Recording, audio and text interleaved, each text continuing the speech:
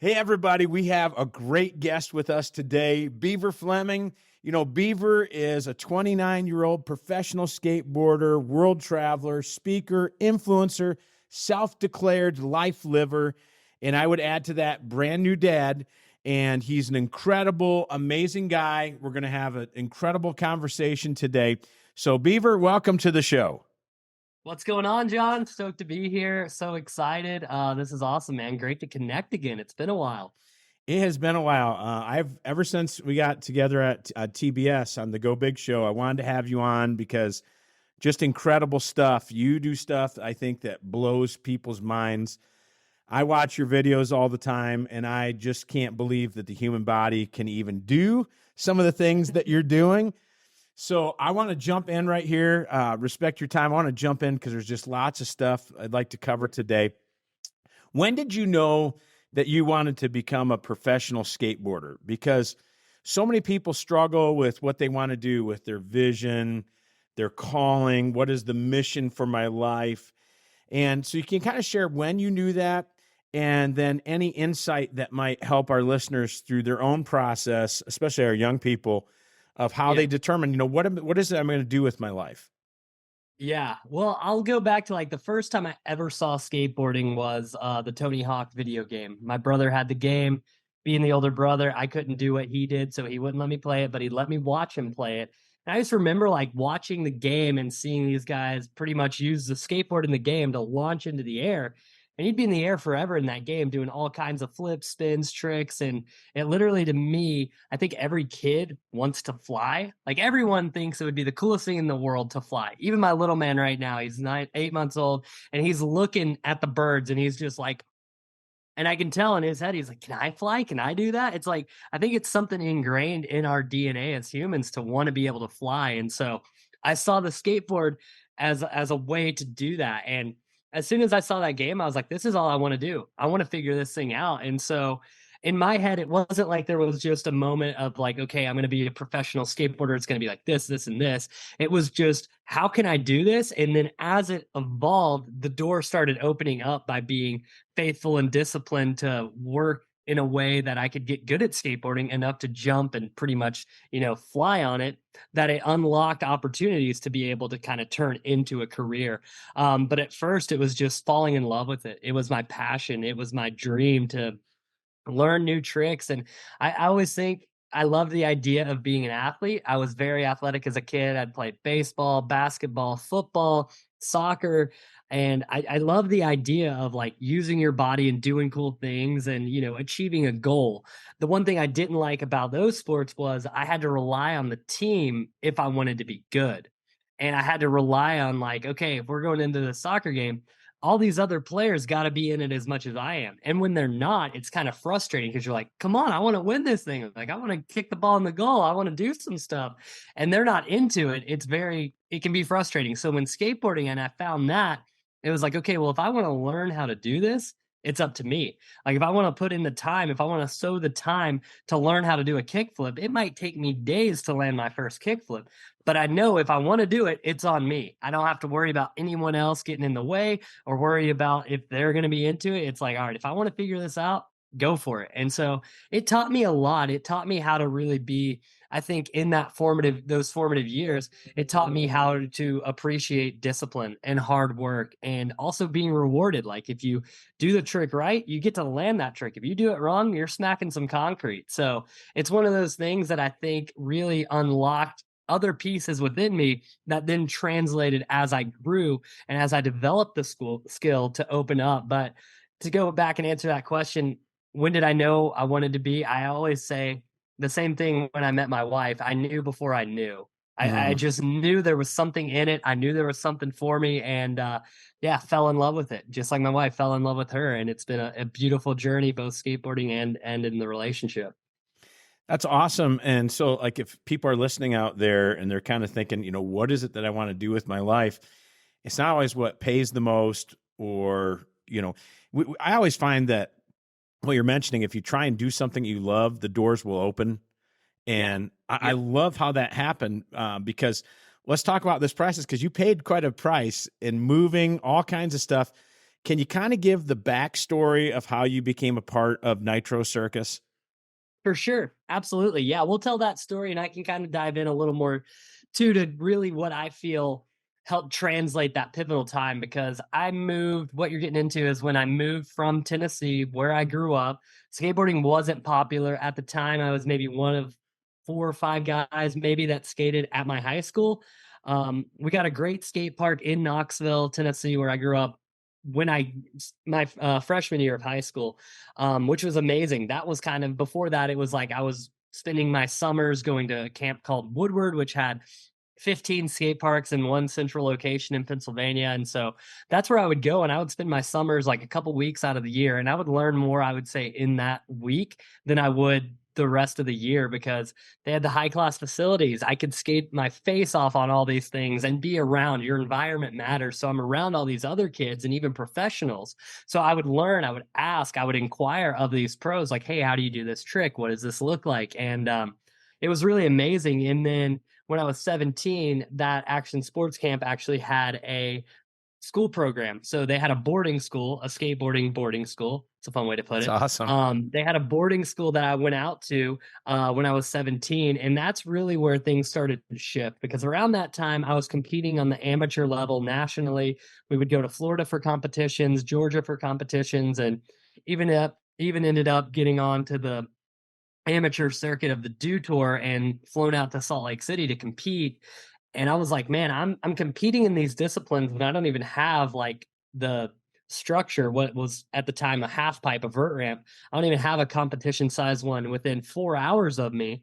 And I'm competing and holding my own. Man, what's going to happen when I get to train day in and day out in this environment? And so that's when the opportunity came to go to that boarding school. And that's really where it was like game on. Let's go learn all the things. Let's skate. Let's train. Let's get excited about like what's going to happen next. And it was kind of one of those things that I like to encourage people. It's not necessarily so worried about what the outcome's going to be as who you're going to become in that. Right. And so I've really recognized reflecting back on my life, the things that I had to do was, all right, I had to ask myself, what kind of person would it take to become a professional skateboarder? And realizing if I think that person would be a person of excellence, of discipline, of faithfulness. Well, if I start developing those qualities, that's going to overflow into so many areas of my life. And it's going to unlock something that I'm going to be able to utilize in my skateboarding. But it's also going to show up in my speaking, in my relationship with my wife now, in my, journey as a father. It's going to show up. If I want to be faithful, it's going to show up in all those different areas and help me along the way. And so I think, again, I knew before I knew, I was starting to cultivate this ideal person that I needed to become. I would wake up early. I would get my schoolwork done so that I could skate. That was kind of the freedom of it. I had been in traditional school the whole time, but this was like online school at the boarding school. So I knew, all right, if I get my work done from 9 to noon, I have the rest of the day to skate and do whatever else I want. And so it kind of helped me build that self-discipline and structure to, again, be faithful to get done what I needed to get done. And then I could enjoy and not have to worry about other things. I could just skate and have that freedom. And so that really taught me a lot and kind of helped me grow as a person in those formative years. And then, I just worked hard and I truly believe that when you prepare yourself for opportunities, opportunities will present themselves to you. I mentioned I was skating like at the amateur level, wasn't quite ready to compete at the professional level yet, but I knew I wanted to do something. And so I remember specifically, I was 17, getting ready to graduate. It was probably like March, April. School's going to finish up in May. And I'm praying and I'm like, Lord, I don't know what I'm going to do, but I know this is my path. Show me the way, open a door. I just need something. And I'll never forget Travis Pastrana, who started Nitro Circus. His wife is a pro skateboarder, Lindsay. They came up to Woodward for her to skate. And before I'd even met him, there's already this footage of him filming me before we'd even talked. And then I go to show him a couple of tricks I've been working on in the foam pit. And he's like, man, I've never seen anybody skate the way that you skate. We got to have you a part of Nitro Circus. And I'm kind of freaking out inside because I've always wanted to meet this dude. He's pushed the limits. I would say him, Tony Hawk, Dave Mira really unlocked the opportunity to make a career in action sports. Without those guys, there would be no career for anybody. Like they really paved the way. And so I just wanted to meet this dude. Like, he's a legend. And he's inviting me, he's seeing this stuff I'm doing. And he asked me, he's like, dude, we got to have you a part of Nitro. And I'm kind of like, whoa, this is insane. So sure enough, on my 18th birthday, I'm on a flight for my first tour in Australia, and pretty much been traveling all over the world with Nitro Circus ever since. And then that unlocked other opportunities to compete at X Games, a lot of different events, and do, brand new tricks that no one's ever done. So again, it's just being faithful. I love that verse in the Psalm that says, to the faithful, he shows himself faithful. So when you're faithful to be disciplined and operate in excellence in whatever your passion is, and even if you don't know it, ask yourself, what values do I value? Like, okay, honesty, right? I appreciate when people are honest. I appreciate when people tell the truth. Well, maybe I need to reflect and be like, well, I want to develop that in myself. And again, you reap what you sow. So if you're sowing honesty into a relationship, odds are honesty is going to be brought back into you as well. And so I really think, more than anything, if people are in that place, like for me, it was clear I want to be a professional skateboarder, but for others, it's not. They don't know what they want to do. Ask yourself, really, who is it you want to become? Because a lot of people as well, even when they know what they do, they attach their identity to it. And you see people get so lost and trapped in their identity is in the thing, not in the who. And that can be really tough for people as well, because once it's gone, they can't let it go. I am so glad that you touched on that, because it's just such an incredible thing to understand, and I think the older you get, the more it makes sense. But when you're young, and I do this all the time, if I'll go into a school where I'll be with a group of students, I'll say, who are you? And they'll say, well, I'm a football player, or I'm this, or I do that. Well, I say, what if your ability to play football was taken away? What if you couldn't do it anymore? Or I'm a dad, I'm a mom. What if some of those things were stripped away? Who are you really? And so many times we're defined by our roles, not by who we really are. And I think it's so important that people hear that from somebody like you, that skating is such a big part of your life, but it's not who you are. Skating is something that you do. It's a passion, but if your ability was taken away, you would still be Beaver Fleming. You would still be, our identity has to be tied to something bigger than that. And so for us, as believers, we know our identity, our security, everything we are is tied to Christ. And that's what makes us, I think, what makes you able to be a better skater, because it's bigger than skating. And you hinted on a couple things that I kind of like to touch on. There's a lot of sacrifices that you've made to get to where you are. So many people look and they watch what you do and say, well, I want to do that. Or they say, well, I want to pull a truck, or I want to hold back motorcycles. Like, yeah, you can, but it's tons and years of sacrifice. Can you just share some of the sacrifices that you have made, and the discipline and sheer all-out time, injuries, that it's taken to get you to where you're at? Yeah. It's taken a lifetime to be where I'm at, and it still continues to. It's, I always say, like, making a career in action sports, there's no partial bit of it. You've got to be all in. You've got to be fully committed, because the career, literally, me and my wife are having this conversation. I'm just so blessed. I love that the Bible talks about God gives us the ability to generate wealth, right? And it's up to us to decide how we want to do that. I chose the skateboard to be able to be a vessel that I can, not only pursue my passion, but also now it's a source that I'm able to generate wealth in it, and, provide for a family. I think it's so powerful, because you can't just put your application in for this. You know what I mean? You've got to put in your time. You've got to put in your effort. You have to literally create a career that doesn't exist. And I think, again, it's not easy. It takes all of you all the time. It takes everything you've got to be willing, and you've got to put it all on the line. And it's like learning a new trick. And I'm sure you've seen videos, and people have seen videos of people trying to just drop in on a skateboard into a ramp. If they're not committed, they're eating it, and it hurts, and you're slamming. But you have to, again, be willing to take that hit, get back up, go for it again, not knowing if you're going to make it or not. Like, having the faith and the hope and the desire of, like, all right, I feel like I got this. But there's times that you don't, and you slam, and you continue to slam, and you're just, again, I think that helped me a lot in my life, just at a young age, being willing to, like, All right, I really want to learn this trick. All right, how bad do I want to learn it? Do I want to learn it enough to take 40 slams straight to concrete before I possibly make it? Yeah, I'm willing to do that. And one of my favorite parables, there's a story in the Bible of Jesus talking about this man building a tower. And he says, suppose a man wants to build a tower, but doesn't count the cost first. He starts to build and then people are going to laugh at him because he wasn't able to finish. And I really see that story just kind of being tied to what our life is. And a lot of times you'll see people, they're not willing to count the cost. And I always ask myself this question: are you willing to pay the price for the life you say you want to live? Because, like you're saying, anyone can pull a truck. That's possible. The physical strength's there, but you're not just going to be able to do it on your first go. You know what I mean? Like, you've got to work yourself. You got to commit yourself to the process of discipline, of grinding, of building yourself up physically, mentally, emotionally, spiritually to be able to pull that truck.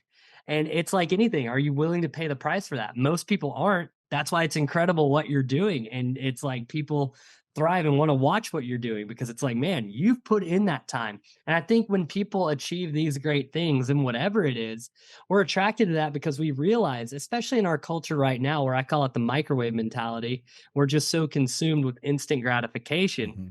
It's like, no, we respect everyone at some level, respects someone that put in the time, the effort to figure out how to develop themselves into doing something great. And again, but unfortunately, there's a lot of people that just want it, but without the work, and it doesn't work that way. Absolutely. And I love that because I think it's just going to really inspire some people today that've kind of been on the fence, that they haven't been all in, Yeah. kind of just like, Yeah. I just dipped my toe in the water. I haven't jumped all the way in. And speaking of that, I want to talk about being all in our spiritual lives for a second. I love that we already hit on the fact that our identity has to be tied to something greater. And like I said, for me, being a pastor, all these things, I'm glad that somebody like you who's younger, I'm in my 50s now, has already learned that my identity is not tied to what I do. It's who I am. But it took me a long time to understand that, if my ability to be a pastor was taken away, or my ability to write, Yeah. or whatever it may be, who am I? Our faith in Christ is so important, and we got to be all in. And I would like you to share kind of how you came to having a faith in Jesus Christ, and then what role does that faith play in your daily life? Absolutely. Yeah. I was blessed to grow up in a Christian home. It taught me the structure, taught me the values. But I also had a lot of challenging, like, again, talking about how I was really kind of one of the few skateboarders in my town. The church didn't really understand it at the time. And so it was kind of like me already not fitting in certain ways. And I loved that because I think it challenged me to, like, all right, if the people in my community don't want me to skateboard, but I enjoy doing it, I'm not going to let what they think dictate whether I do it or not. And I think that's something that a lot of successful people have. They don't care what others think as long as they're enjoying and pursuing what they're passionate about. And again, I think that having the faith in that and trusting that God was going to be for me. And you see it all the time, like in the Bible, throughout scripture. These people are left for a period of time, right? Like Joseph has this incredible dream, but then all his people turn on him and he feels alone. He feels abandoned. David, time and time again, he knows what he's called to, but he feels like his life is being threatened at every turn. And I think that's just kind of like a parallel for us in our world today to, like, hey, if you know what you're called to and the world doesn't see it, can you still trust that God's calling you to it and work to develop that? And so faith was just so integral in my life. But I definitely think I lived on my parents' faith for a long time as a kid.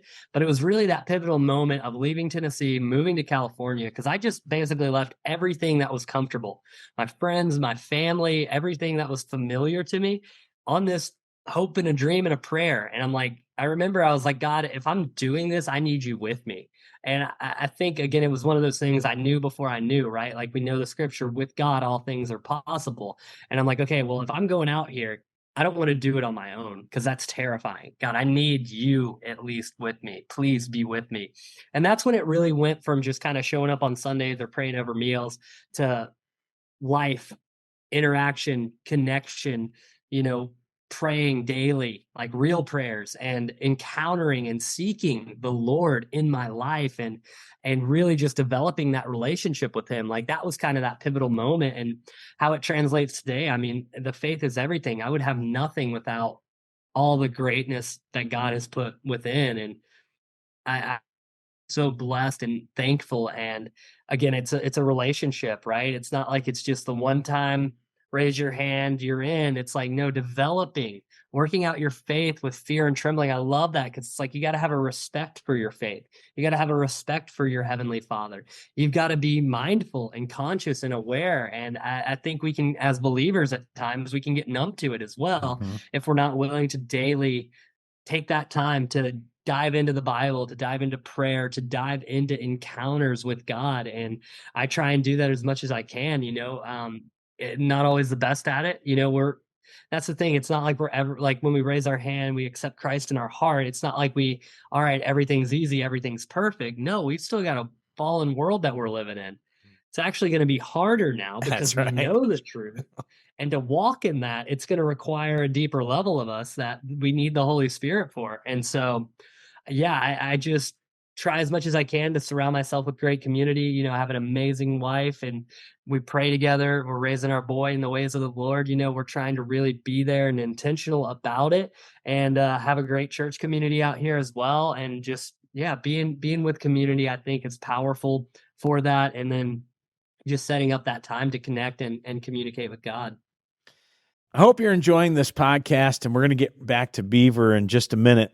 But I want to share a quick word from our sponsors. The Pressing Limits podcast is brought to you by ZionMissionaryChurch.net. And there you can listen and watch messages. You can share prayer requests, even find out how to plan a visit. And also by NeuroPowerSource.com. And these are resources for your mind and your body and your spirit. You're going to see all the recommended supplements and gear I use, coupon codes, and so much more. That's awesome. And I want to get more into marriage here in a few minutes. But speaking of faith, what is the craziest trick and a stunt? I'm not even sure all the whole skateboard lingo anymore.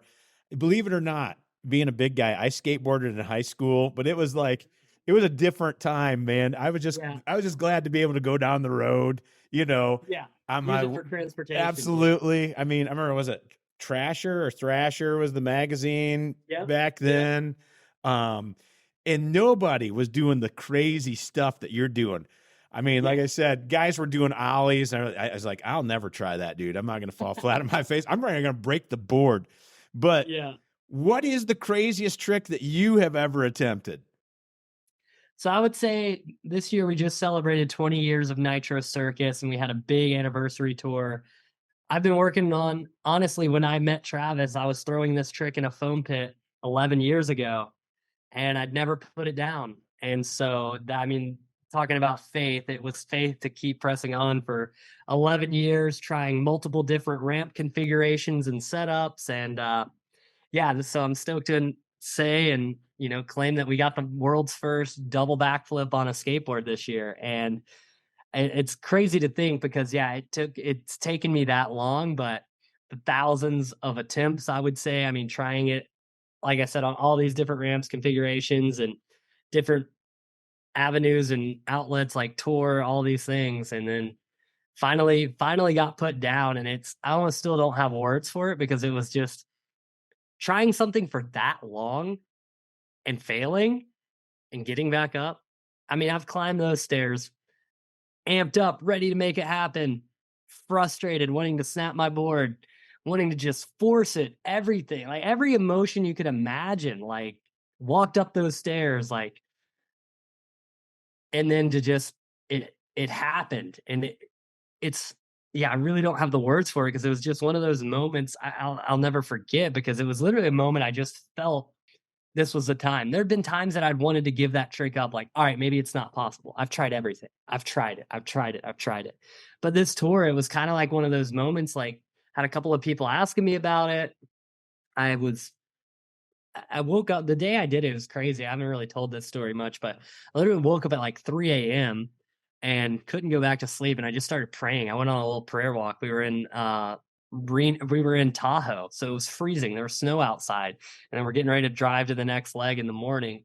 And I just remember praying like out in the cold, and I just felt like something was going to shift today. Like there was just about to be this breakthrough. So I kind of pressed into that like nudging of the Holy Spirit and really prayed into it and kind of got the discernment. I had a couple of different, it's funny because it's like to this degree, I had two different boards I was riding on tour, and I'd pretty much been stuck on this one board. And I just felt like, okay, I need to give this other board a shot. And I kind of really like visualized and thought about, all right, I know how to get the snap. I know how to get the rotation. The only thing I haven't done with this dumb thing is landed it. Like I really need to focus in and hone in on this landing. So I felt like I had this other board. It had like a little bit longer of a wheelbase, which means a little more stability. And I was like, all right, I'm going to try that board. We're going to see what happens. And I'll never forget. I remember rolling in at the show, and it was one of those moments where time shifted and it felt like everything was in slow motion. I didn't feel like I had to force anything. I just felt like, all right, this is the one, enjoy the ride. And so I'm going down, and I just remember launching, getting the grab, and I'm like, everything, this is it. And it was literally like, it didn't feel like it was like I'd tried so much in the past. I didn't need to try anymore. I just needed to do. And it happened. I stomped that thing, and it was wild. I mean, it was the coolest part was like watching back the footage is all my friends, even Travis, who can't even really walk. Like the guy's broken himself so many times. He's running to tackle me. One of my best friends is jumping like as high as he's ever jumped, and like just seeing everyone, because they were all in it as well. Like, all right, is he ever gonna land this thing? He's been trying it for so long. But like again, that's the journey of faith. And I love again, God's word. Faith is being sure of what we hope for, certain of what we don't see. I couldn't see it in the physical for so long. I hadn't done it, but I knew in the spiritual and the mental, whatever you want to call it, I knew it was possible. And so again, I just think if you can see those moments in your mind, you can and are capable of achieving them in and through your life. But you got to be, again, willing to count that cost and put in 11 years if it takes that, you know? That's awesome. And if you're listening right now and you are not following Beaver, you need to follow him. You'll watch videos on a weekly basis, and you'll just have to keep pushing replay because, like, did I really just see that? You know, I mean, like I said, I think everybody's been on a skateboard. I said even back in the day, just for going down the road or whatever. Right. So that everybody can relate to how you got to have some skill, baby. That, you know, and I mean, so I just think about it. It's just so incredible. And want to talk a little bit about that mental side. What goes through your mind when you're on the top of that ramp and you're looking down? You know, how do you deal with fear? How do you, you know, what are those final thoughts before you drop in? I think I've been doing it so long on the big ramps now. It's kind of like anything, you kind of get familiar with it, and so it's not as much. There's times though, because we're not riding these ramps all the time, so we'll take like a few. Maybe there's like 4 or 5 months in between shows. It's kind of like, oh, we're back here again, but it's just getting that first one out of the way, and it's kind of like, all right, I remember what this is like. But initially, yeah, I mean, it's terrifying, and so I would say trying new tricks a lot of times can be really scary because you don't know what's going to happen. Like doing anything new, I think, is scary, but that's also what's beautiful about life is challenging yourself, pushing yourself, and doing things you didn't really necessarily know fully, like you thought you could, but you weren't sure. Like you weren't fully assured of it, but you went for it anyway. I think there's something powerful in that, and dealing with that, I think it's having the willingness to go anyway, like be scared, but go, I think is one of the best things we can do for ourselves. And so I try and challenge myself in a lot of different ways. My wife's been big into surfing. I've been picking that up a little bit. You know, growing up in Tennessee, we don't have an ocean. So I didn't grow up in it. I wasn't immersed in it. It's scary. You know, you're out in the water, and, you know, I've been challenging myself in that. And so I think having the willingness to try things that do scare you, and even if you miss the wave and you get rolled around by the wave and tumble through the water, it's good because it's like, okay, you have, again, that respect for it, you understand it. And I think a lot of times we psych ourselves out. Things aren't as scary as we make them out to be. Once you do it once, like I said, we don't ride these ramps all the time. So when I go, it's like, get that first one out of the way. Okay, I can do this. It builds confidence in you. And I think the more you do that and exercise that faith over the fear, and you're like, okay, it's scary, but I'm not gonna let what's scary stop me from doing what I wanna do or feel called to, and I think that's what's helped me the most through it, is understanding things are gonna be scary anyway, right? Like, I don't know if you've heard that saying, but it's like, "Choose your hard." Well, choose your scary. Like, it's hard what is it? It's hard to be married, it's hard to get divorced. Choose your hard.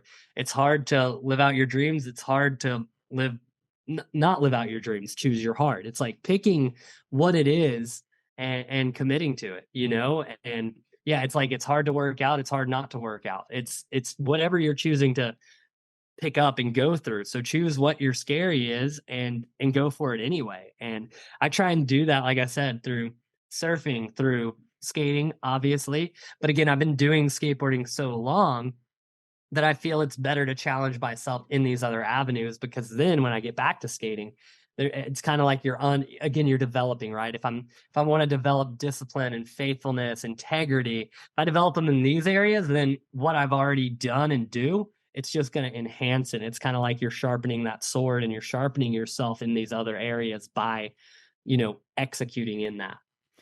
I love that because, we talk about this a lot that, you don't see people repeat in a Super Bowl very often. You don't see people do big things repeatedly because they get complacent or I've Right. arrived, I made it.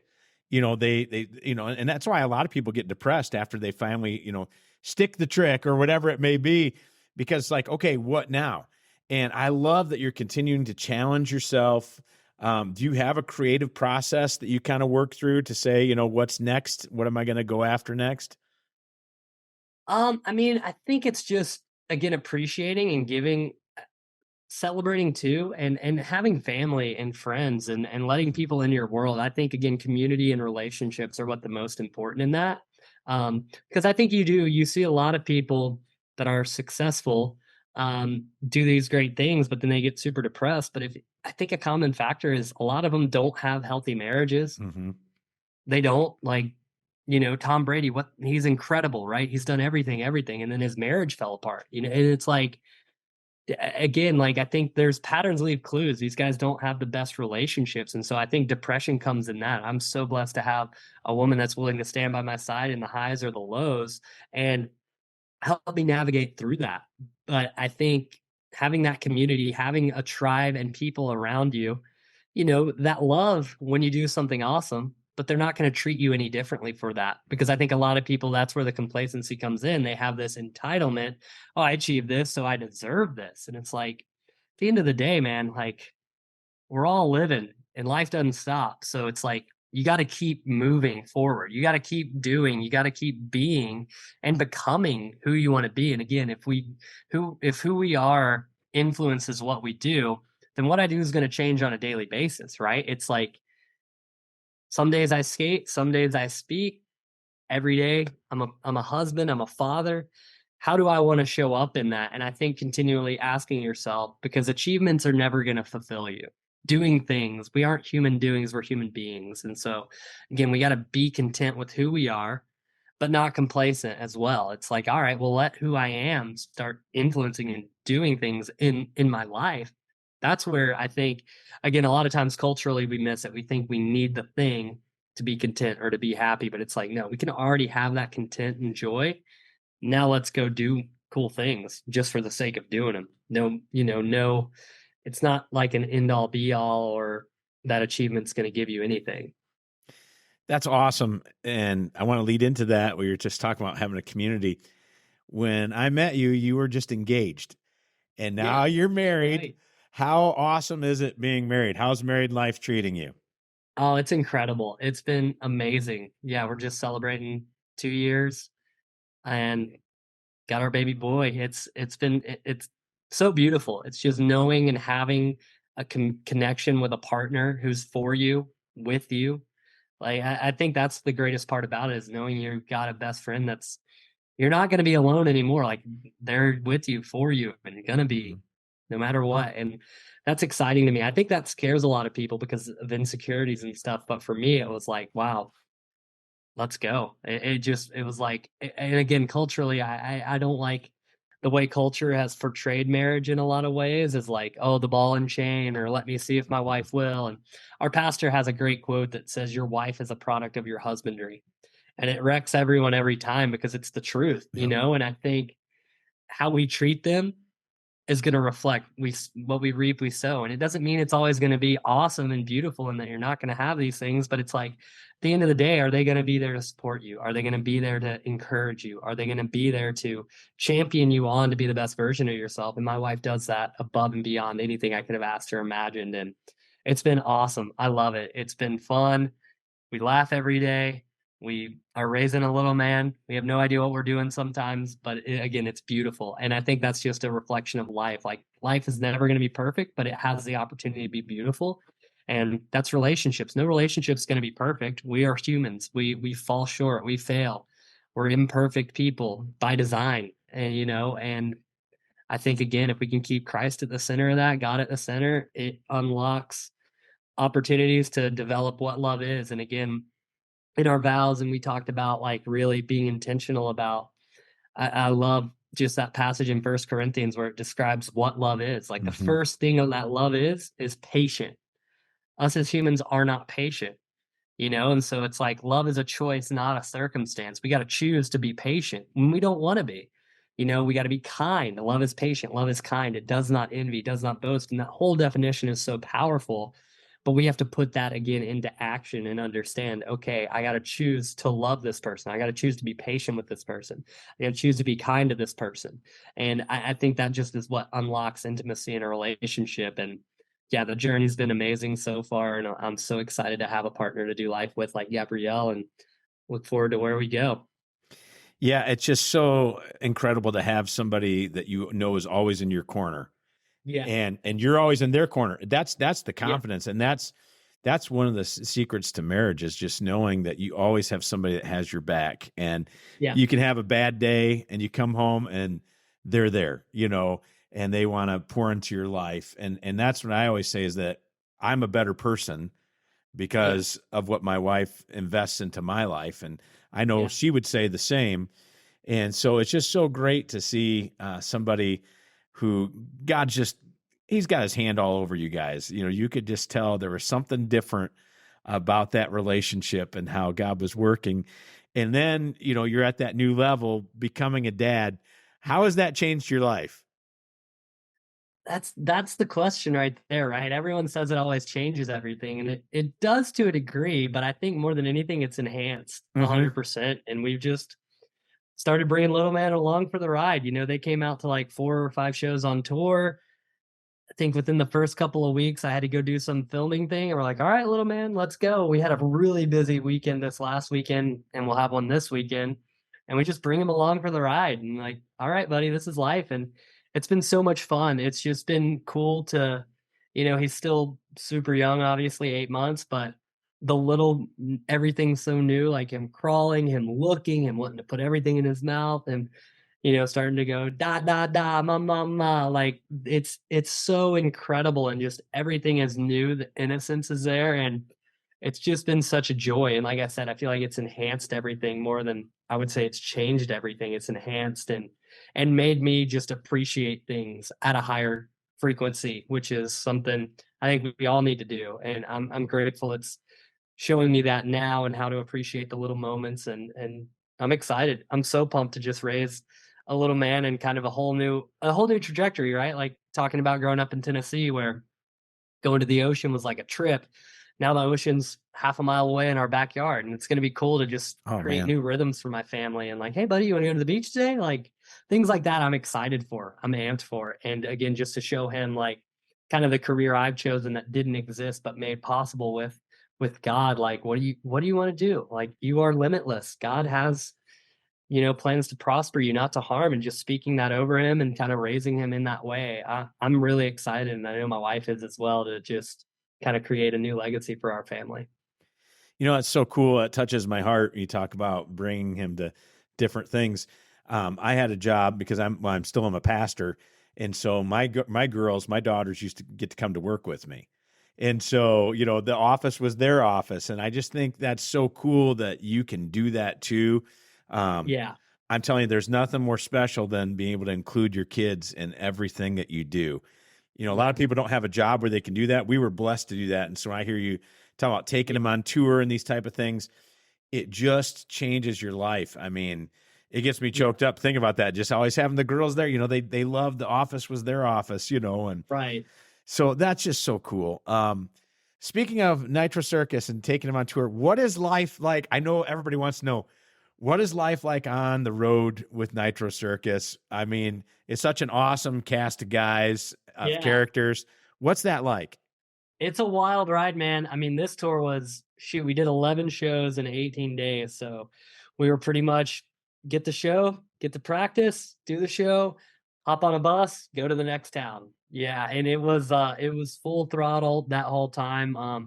But it's amazing. I would say the thing that separates Nitro Circus from any other show, you never know what is gonna happen. Honestly, you don't. Like every night someone's putting something down that's never been done before. A lot of times people are trying these tricks and dreams and visions they've had of, what's possible, and they're throwing them live right in front of you. So you're going to either see them make it or you're going to see them slam and eat it. And that's what makes the show, I think, so exciting. The people that are involved, I mean, being in 20 years and having some people come, some people go, the people that are there now are, again, they're not in it for the money. They're in it for the passion. They're in it for the pure fact of, man, as long as I'm able to make a living doing what I love, what more could you ask for, And so that's really the people that we have. They're not trying to get anything out of it. And really this tour, I think it cemented that, like, we're just trying to give ourselves to what we love, give ourselves to the people, give ourselves to the action sports community. And it's fun, man. It's exciting. And I'm excited for the next chapter with Nitro, because I think it's just getting back to where it was, which was friends in the backyard, having fun, trying things and filming it just to see if it was possible. And again, it makes life fun. You keep the lighthearted because you're gonna fall, you're gonna fail, but it's about how you fail. And if you get back up and are willing to, that kind of really makes you who you are. And yeah, it's exciting to be a part of. But tour can definitely be taxing in that way of just going full send. Like me and my wife took like a whole week of just, all right, we're not doing anything. We're not going anywhere. We're just going to be content, be home. Yeah. Just because, you demand a lot of yourself and your body on those tours. Can you tell us about your book? My book, yes. Which one? Well, the Live book, the one I can't get on Amazon. I tried to get it. You can't get it on Amazon. No, I gotta work that out. I self-published, but I didn't really know what I was doing. But we actually got my second rough draft right here. You'll appreciate this one. So Live, we'll go into this one first. Basically, the principles that I feel looking back on my life, again, this book is designed, it's got a workbook section in it. It's talking about the principles: learn, inquire, visualize, execute. I broke Live into an acronym, and what that stood for me, I feel like you got to learn, you got to grow in your knowledge and wisdom of things. You got to inquire, you got to ask the deep questions and understand the why. You got to visualize. Again, if you can see it in your mind, you can achieve it in your life. And then you got to execute. You got to do the work and make it happen. And so kind of go into a lot of different things in here, go into health, go into comfort or complacent, go into a lot of different things. But really what this book has encouraged, each chapter is about 3 to 5 pages. And then there's a putting it into action section as well, to where you can, all right, take what you did. Because I think a lot of times we can read and forget what we read. So I know, again, our ADD culture, not many people want to read like a 20 chapter. So tried to make it quick, easy, to the point, but really where they could write their own story. And the whole premise of Live, I believe that everyone's living looks different to them, right? Like everyone's definition of success is different. There's no one definition of success. And so what does life look like to you? And are you living it? Or how can you? Again, who do you need to become to live that life that you're capable of? So that's that one. And I actually, this is a sneak peek. I just got this. It's the rough draft of my new book, Let's Life go. is in the Living and the Living's in the Giving. So this one I'm really stoked on. It's a book of one-liners because I'm sure you've seen my motivational Mondays. I just get these downloads of one-liners and they're really fun. Like life is in the living, living's in the giving. And so I basically was like, all right, I need to write each one of these. And then on the other page, I have like what it means to me and the scripture to kind of back what the one-liner is. And so like right here, number 4, commitments aren't convenient. Commitments aren't convenient. Like, let that stand, right? Again, marriage. I made a commitment to be married to my wife. It's not always convenient, but again, it's beautiful. And so developing that. And so this one I'm super excited about. This is the first rendition rough draft, and this is hopefully going to launch in Q1 of next year. But yeah, you're not able to get it on Amazon yet, but we will be on beaverfleming.com and Public Square, which is actually going to replace Amazon here in the United States, becoming America's marketplace. So really excited to be partnering up with them and what they're doing, because they're trying to really, just a little plug on them, they're really making a parallel economy to where we're supporting USA, we're supporting businesses, families, and not just trying to go crazy with what our money does, but really being intentional about where we sow that money. I love that. I love that. Well, you've given us so much today. I just want to follow up with a couple questions. I think you already answered one, which is where can people learn more about you? And then the second part of that is there anything else that you want to share? Anything that's on your heart that you want to share with the listeners today? Yeah, I mean, you guys can find me. Shoot, you can find me at the skate park. You can find me in the ocean. You can find me on Nitro Circus, or follow at Beaver Fleming on all social channels, beaverfleming.com as well. And then what do I want to share or leave people with? I would say just in this busy world, in this crazy world, give yourself permission to be successful, but also give yourself time. Be patient. Again, I think coming back to just really reflecting on loving yourself, right? Love your neighbor as you love yourself. The greatest command, when they ask Jesus, what's the greatest commandment? To love your neighbor as you love yourself. Be patient with yourself. Be patient with the dream. Be patient with the call. Be patient with the people in your life. I think it will produce a lot of joy and peace and allow you to, again, if our world right now, I love this verse, do not be conformed to the patterns of this world, but be transformed by the renewing of your mind. If the pattern of this world right now is a microwave instant gratification mentality, flip the script on that. Be transformed. Like, let the Holy Spirit transform you. Like, be transformed by renewing your mind to be patient. I think patience unlocks so many different things in our lives, and it's something I want to develop a new level of, especially being a father, especially being a husband. I want to be more patient in this 2024. I just think having patience is never a bad thing. It's something that will always produce good fruit in our lives. And I would encourage you to just have patience with yourself. I think if we can start there, you would experience a whole transformation. And whoever's listening to this podcast, whether you have a relationship with God or not, like, again, be patient with God. Listen, wait on the Lord. Those who wait on the Lord would renew their strength. Again, I always try and say, when people, they don't know, what to think about God, one of the most powerful verses is, draw near to God and he will draw near to you. Cleanse yourself. And so it's like coming to him with the openness, honesty. Like the cleansing, we can be like, what does he mean by that? It means just be coming to him real, be coming to him honest, be coming to him raw. Don't try and hide anything from him. But I guarantee if you draw yourself to God, I know he'll be faithful to show himself and draw near to you. So if you're questioning, if you're wondering, just try it. Try and draw near to him and see what happens. I guarantee something will. And if not, what do you have to lose? You know what I mean? But I know, as for me, it's been the greatest thing I've ever done is given my life to the Lord. And it's a thing I have to do every day, every moment, really. It's like reflecting, am I living for myself or am I living for his will and his purposes? And again, it takes patience to put that into play every single day. And yeah, I think that would be a good thing to leave with. Awesome. Well, we want to thank our guest today, Beaver Fleming, for investing in all of our listeners today. Thank you so much, Beaver. Oh, thank you, John. Been so great to catch up, buddy. Again, I want to thank Beaver Fleming for being our guests, our sponsors, ZionMissionaryChurch.net, NeuroPowerSource.com, our podcast producer, Drew Kiespert, video director, Jolyn Thomas, head of talent relations, Mr. Fairfax Hackley. Be sure to rate us and subscribe to the Pressing Limits podcast, hit that bell, and follow us on Instagram for the latest episodes.